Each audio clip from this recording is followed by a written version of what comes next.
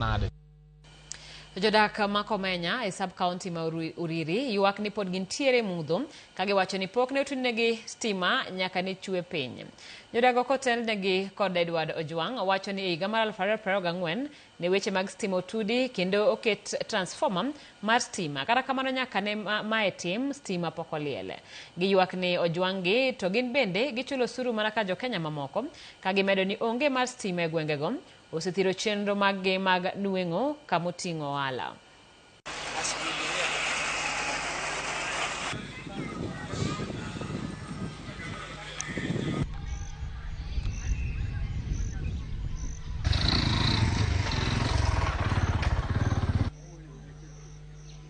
Kano ket stima noketi, stima nokoliel, stima waonge gi stima, transformer bende ok ti.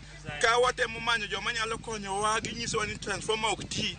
Wakwa mheshimiwa ma en mar Mak Nyamita ni ne kaka stima nyalo tiyo. Kidhi Ongeto kacha, Ongeto en center maduong' ma kendo nyicho sakawe kata gi county kaka chiro, to ok ginyal bedo gi kwe ke security we have insecurity. Wayudo wich kuot saidi kendo wan gi sandruok.